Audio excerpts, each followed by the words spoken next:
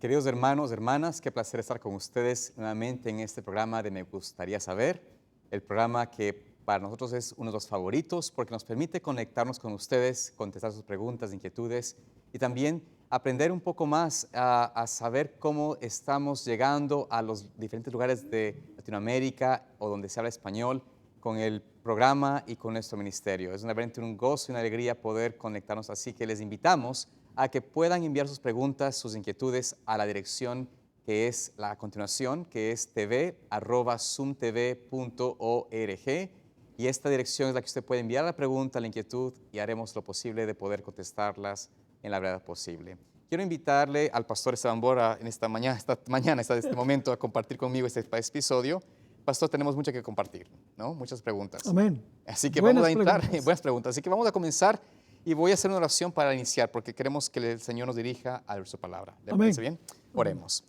Amante Padre Celestial, Señor, en este momento, al entrar en este estudio de tu palabra, al compartir, oh Dios, de la Sagrada Escritura, queremos primeramente vaciarnos de nosotros mismos y pedir que tú nos puedas llenar con tu Santo Espíritu, para que compartamos no nuestros pensamientos o nuestras opiniones, sino, Señor, puedan ser palabras que vayan conforme a tu palabra, que sean de autoridad divina, oh Dios, para que podamos ayudar a nuestros hermanos, a nuestros amigos, a conocer más tus designios y contestar sus inquietudes a través de un escrito está.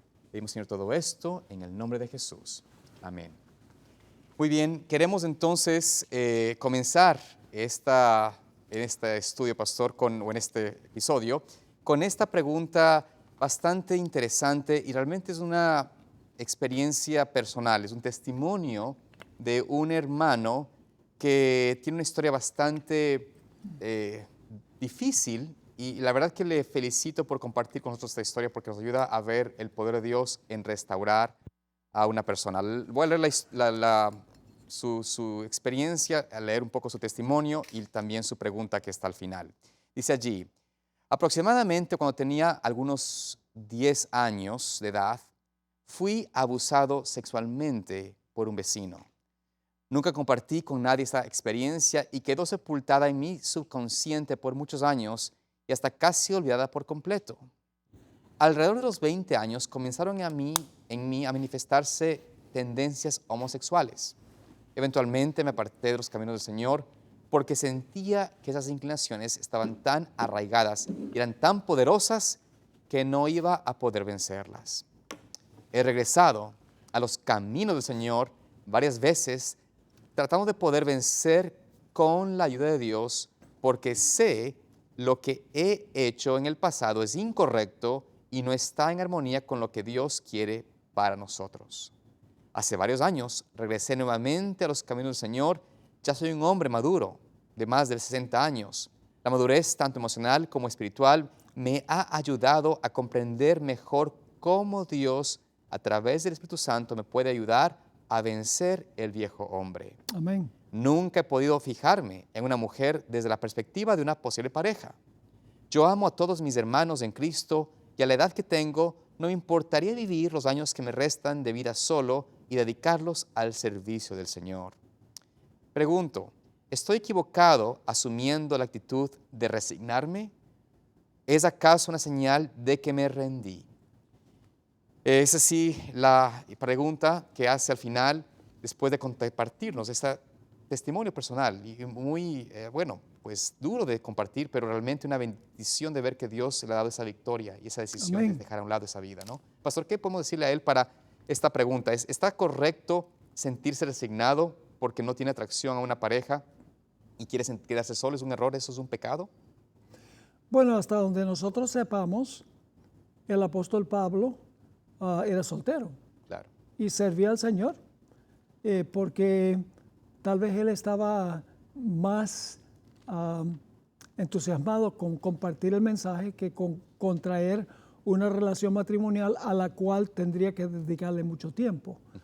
Así que no hay ningún pecado en permanecer solo, pero quién sabe lo que tiene Dios para este hermano, porque aunque no se ha sentido atraído a las mujeres de la iglesia, me imagino que será la iglesia, en realidad Dios muchas veces nos sorprende puede ser que eso cambie. Claro. Pero no hay ningún problema con que él, como dice aquí, vivir los años que me restan de vida solo y dedicarlos al servicio del Señor. No hay ningún pecado con eso. Amén. Inclusive, Cristo mismo mencionó en Mateo 19:12 este versículo que dice, porque hay eunucos que nacieron así del vientre de su madre, y hay eunucos que fueron hechos eunucos por los hombres, y hay eunucos que asimismo se hicieron eunucos por causa del reino de los cielos. Ajá. El que sea capaz de recibir esto, que lo reciba. Es decir, como usted menciona, no es un pecado si este hermano decide mantenerse en ese estado de ser soltero y no participar de una relación en ninguna forma. No hay pecado alguno. Si es así como el Señor quiere que él se mantenga, amén por eso, y que la familia de la iglesia sea su familia, su entorno de amistad y de compañía, pues está bien. Pero tal vez, como usted menciona también, Dios le pueda dar una sorpresa que sea tener una pareja que sea compañía y apoyo, ¿no?, en su vida. Pero agradecemos por este testimonio, la verdad que es una bendición escuchar esto, ¿no? Sí, el punto clave de esto es que hay poder Amén. para vencer las tendencias homosexuales y las prácticas homosexuales. Así es. El mundo dice que no. Una persona nace homosexual y está condenado toda la vida para vivir ese estilo de vida. Pero conozco muchos casos de personas específicamente que han vencido Amén. esas tendencias y se han casado, han tenido hijos y han vivido una vida muy feliz. Amén. Así que me alegro mucho de que este hermano haya ganado la victoria por el poder del Espíritu Santo. Amén. Y vamos a orar, aunque es anónimo, no puso el nombre, vamos a orar para que el Señor lo guíe en los caminos que Dios quiere Amén. que él siga. Amén, amén. Gloria a Dios por eso, el poder de Dios que nos da para vencer. Vamos a la siguiente pregunta que se nos llega de la República Dominicana, esta pregunta, pastor. Nuestro amigo Ángel Martínez, y dice lo siguiente: ¿por qué en la antigüedad el que pecaba era muerto o cortado del pueblo de Israel de manera casi inmediata y no tenía oportunidad de arrepentirse? Pero hoy en día pecamos a diario y no hay muerte inmediata. ¿Ellos no merecían salvarse, pero nosotros sí? ¿O Dios flexibilizó la ley luego de la muerte de Jesús? ¿O solo existía la salvación de manera general luego de la muerte de Jesús? Esta es una interesante pregunta, ¿no es cierto? Que yo he escuchado a algunas personas tener esta lógica, decir, no, parece que en el Antiguo Testamento la ley era radical y contundente. Es más, habían, por una persona que, por ejemplo, había una ley donde si los hijos eran irreverentes con sus padres, no rebeldes con sus padres, o inclusive o se daban a la glotonería, sí, les llevaban a apedrearlos. O sea, los padres tienen que comenzar con esa radical muerte, por decirlo así, ¿no? Entonces, podríamos decir o pensar que hay o había una diferencia anterior a la venida de Cristo. ¿Cómo, pastor, podemos contestar esta pregunta a nuestro amigo? Bueno, tenemos que recordar que en esos casos de personas que fueron castigadas por Dios, parece inmediatamente, en realidad era una teocracia, donde Dios era el gobernante del pueblo. Él le decía a Moisés lo que había que hacer. Había pecados incidentales que la gente cometía, pero había gente que cometía pecados con la mano alzada. Claro. Ese es un pecado donde la persona está desafiando abiertamente a Dios y diciéndole, yo voy a hacer lo que tú dices que no tengo que hacer y vamos a ver qué vas a hacer con eso. Claro. Entonces, en ese caso, Dios intervenía y decía, hay que apedrearlo, como el individuo que salió a buscar leña el sábado. Claro. Dios había hecho claro, no busquen la leña el sábado, aunque había hecho la excepción de tiempos muy fríos, podían traer leña y encender la leña, pero en esa época no era necesario. Claro. Lo hizo por desafiar a Dios y el castigo fue inmediato. Lo mismo sucedió en el Nuevo Testamento. A veces la gente dice, bueno, ese era el antiguo, pero ¿qué de Ananías y Zafira? Eso fue inmediato. Fue un castigo inmediato. Claro. Y la hermana Guaya explica en Hechos de los Apóstoles por qué eso hubiera dado un ejemplo terrible. Ellos eran avaros, habían cometido el pecado que no tiene perdón. Y Dios lo sabía y por lo tanto fueron castigados con la muerte instantánea. Y eso fue después del día del Pentecostés en el Nuevo Testamento. Así que pecar contra Dios con la mano alzada, Dios le decía a Moisés, mira, Moisés, hay que cortar ese individuo del pueblo. Nadab y Abiú es otro ejemplo. Claro. Ellos sabían muy bien que debían llevar cierto fuego santo para ofrecerlo con el incienso y adrede ofrecieron fuego extraño. Así que el castigo fue inmediato. Claro, algún día nosotros vamos a entender todas las implicaciones de eso, porque Dios nos va a revelar eso. Mientras tanto, yo confío que lo que Dios hizo era justo y amoroso. Así es. Porque conozco a Dios. Ahora, algún día entenderemos todas las razones y circunstancias por las cuales Dios permitió o hizo lo que era necesario hacer y vamos a decir, bueno, Señor, lo hiciste bien. Amén. Pastor, y sabe, es interesante también que hay que recordar, como decir la palabra, que lo que está escrito en el pasado, para nosotros está escrito, para nuestra enseñanza, para nuestra educación, para aprender de esos errores. No es que el Señor se flexibilizó después de la muerte de Cristo, no es que cambió y dijo, bueno, mis reglas, vamos a bajar las reglas, vamos a bajar mi ley, vamos a hacerla diferente. Simplemente que tenemos que comprender de que lo que pasó en el pasado, como usted menciona, tal vez no lo entendemos de todo, puede haber situaciones que no hemos visto, pero sabemos de que Dios es justo. Y si yo conozco que Dios es justo, sabemos de que si es que tuvo que esa persona ser castigada, era porque el Señor veía que era necesario, era algo que tenía que hacerse. Y en mi vida tengo que yo aprender a decir, Señor, el pecado es igual de ofensivo, como fue en el pasado, como es ahora. Dame a mí el deseo de aceptar tu gracia, de vencer con tu poder estos pecados, buscar ese socorro inmediato que tiene mi Jesús, ¿no? Para poder escapar de la tentación y no caer en el pecado. Porque a la final, la consecuencia del pecador que se mantiene en el pecado va a ser la muerte. O sea, y el que, como usted menciona, pastor, el que pecaba de manera, como mano alzada, ¿no? En contra de Dios, mereció una muerte inmediata en el momento. También el que se reaparta del Señor, el que rehúsa escuchar su voz, el que continuamente va en contra de su voluntad, el Señor eventualmente tiene que dejarlo a su consecuencia y va a ser la muerte. Así que creo yo que es importante que tengamos eso en mente, ¿no? Que Dios no es que flexibilizó, sino que nos dejó como lecciones, ilustraciones de enseñanza. Sí, en realidad no importa si la persona muere rápido o si muere después de mucho tiempo. Últimamente, la paga del pecado es muerte.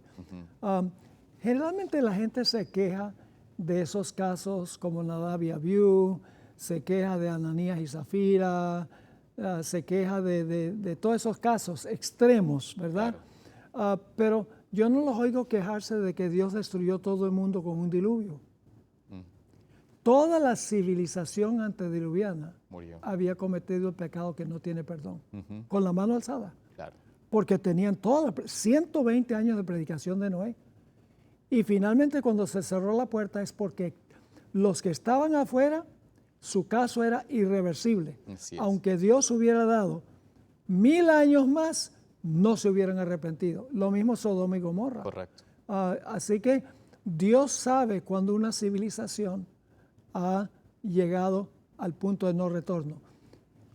Y la puerta de la gracia se va a cerrar también para el mundo. Así es. Y después que se cierra la puerta de la gracia, todos los perdidos están perdidos para siempre. No por una decisión arbitraria de Dios, sino por la elección de ellos. Y si Dios les diera 1000 años más de gracia, no cambiarían ni un poco. Es decir, que los individuos cometen el pecado que no tiene perdón, ciudades cometen el pecado que no tiene perdón, claro. Y el mundo comete el pecado que no tiene perdón. Y el pecado que no tiene perdón es el pecado del cual no queremos arrepentirnos y queremos desafiar a Dios cometiendo ese pecado, viendo a ver qué es lo que va a hacer Dios. Claro.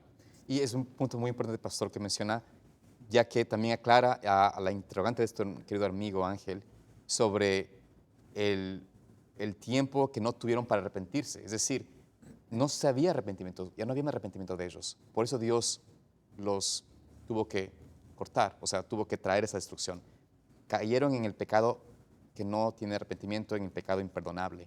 Esa es la condición. Yo creo que cuando veamos el juicio, si tenemos alguna duda, alguna pregunta al respecto, en el juicio podremos nosotros, cuando sean abiertos los libros y veamos cómo Dios hizo todo ese juicio, vamos a estar claros y sin ningún tipo de interrogante acerca de la manera como Dios trabajó hasta lo sumo por salvar a cada pecador. Sí, y Dios nunca destruye sin haber dado mucha luz antes. Y oportunidad. En todos los casos, Claro.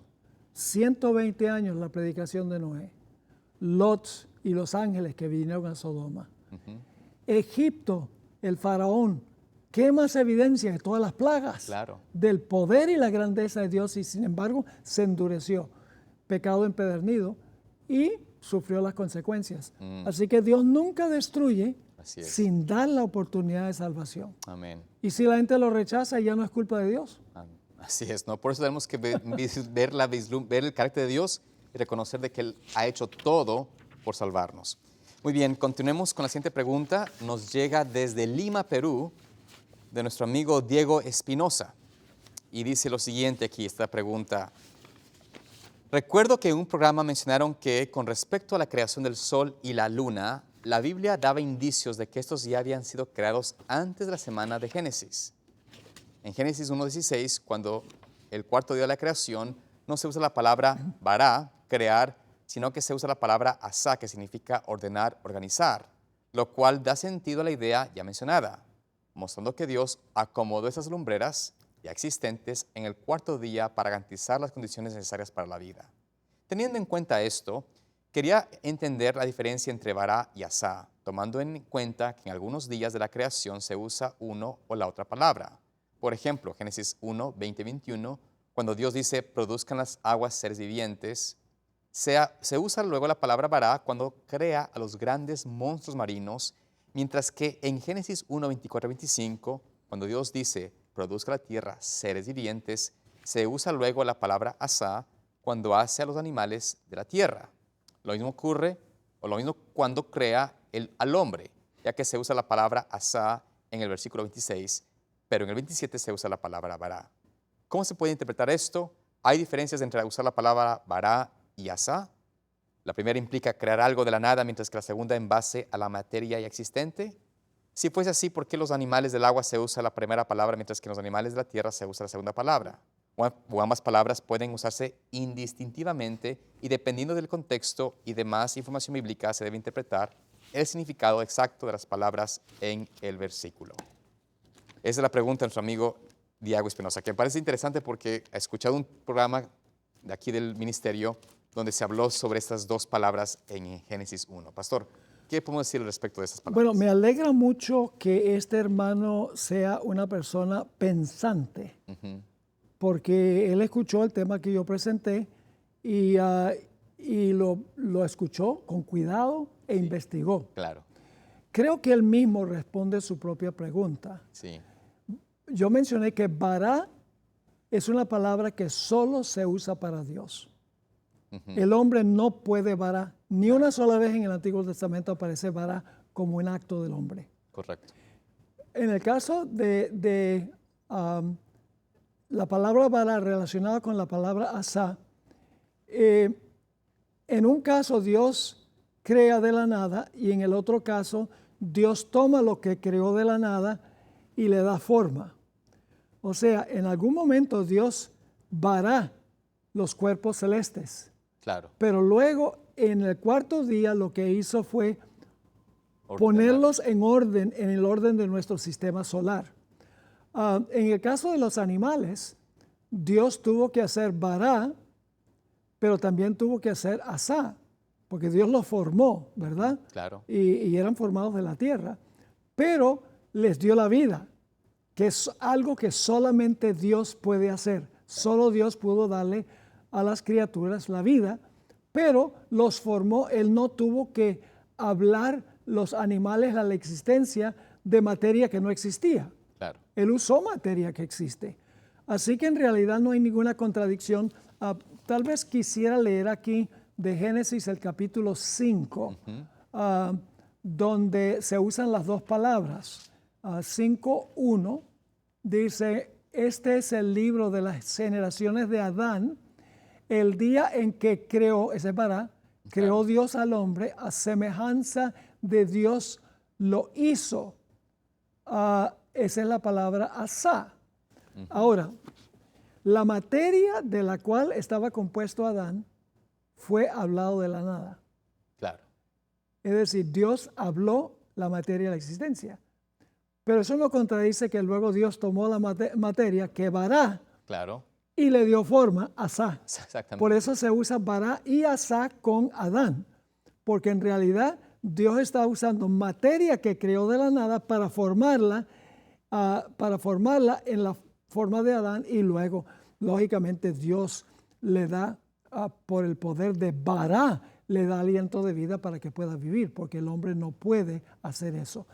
Así que, en cierto sentido, son palabras intercambiables, pero la distinción está en que solamente Dios puede Bará. Ni una referencia en el Antiguo Testamento dice que el hombre puede hacer Bará. Pero asá sí, porque yo mencioné en la presentación que Noé asá el arca. Pero él no habló Claro, el arca. él tuvo que construir. No habló la materia Claro. que se componía el arca así de la nada. Claro. Él sencillamente tomó lo que Dios hizo por Bará, la materia, y entonces le dio la forma del arca, organizó el material para formar el arca. Lo mismo Adán y Eva hicieron asá delantales de hojas de higuera. Claro. Bueno, la materia de las hojas la hizo Dios de la nada. Claro. Pero ellos formaron los delantales de hojas de higuera. Así que hay una distinción clara entre las dos palabras, pero están relacionadas. Y por eso, pastor, el Señor mismo, Dios, cuando habló al hombre, ¿no? Le dijo después del pecado, del polvo fuiste tomado y al polvo volverás. O sea, es decir, a la materia que yo creé, de esa materia yo te formé y a esa materia vas a volver. Y esto hace sentido para comprender, como usted menciona, el aspecto de cómo Dios puede o formó al hombre de una materia existente, pero Él es realmente el autor de la materia en sí misma y el autor que da vida a la formación que Él hace, ¿no? En algún momento, aunque la Biblia no lo dice así, Sí. Dios vará todos los cuerpos celestes, Exacto. las estrellas. Claro. Pero luego Dios formó las galaxias, ¿verdad? Tomó lo que Él creó y puso en orden el universo, por así decirlo. Puso en orden nuestro sistema solar. Y la evidencia está que en la segunda venida la hermana White dice que el sol, la luna y las estrellas serán movidas de sus lugares. Exactamente. Dice, no dejarán de existir. Pero quién sabe a dónde se van a ir. Por eso el planeta va a estar oscuro durante el milenio. Claro. Porque no hay sol ni luna para alumbrar. No habrá sábado durante el milenio. En realidad, Claro. porque el sábado depende del ciclo de 7 semanas que es marcado por el sol. Pero después del milenio, Dios va a tomar el sol, la luna y las estrellas de donde se desquiciaron en la segunda venida, los va a organizar como hizo al principio para que nuestro sistema solar funcione en óptimas condiciones. Wow, qué interesante concepto. En realidad hace sentido porque también el sábado fue hecho para el hombre. Y al entrar en el milenio, esta tierra en un estado de cárcel, por decirlo así, para Satanás, no tiene por qué tener sábado en la tierra, ¿no? Exacto. Qué interesante, pastor. Bueno, qué placer poder compartir con usted este tiempo y esperamos de que esta respuesta a nuestro amigo Diego Espinosa haya sido de bendición. Le invitamos a seguir estudiando la palabra de Dios y nos agrada escuchar de personas como Diego que nos envían sus preguntas, con los que nos han enviado hoy. Realmente es una bendición compartir de la palabra de Dios. Esperamos y animamos a que sigan aprendiendo más y acercarse más a la palabra del Señor a través de su escritura, a conocerlo mejor y con la ayuda de Dios conocer más de sus gracias, su salvación, del poder que Él nos da para poder tener una vida victoriosa en Cristo. Que Dios les guarde, es nuestro deseo y oración. Nos vemos en una próxima presentación aquí de Me Gustaría Saber. Dios les bendiga.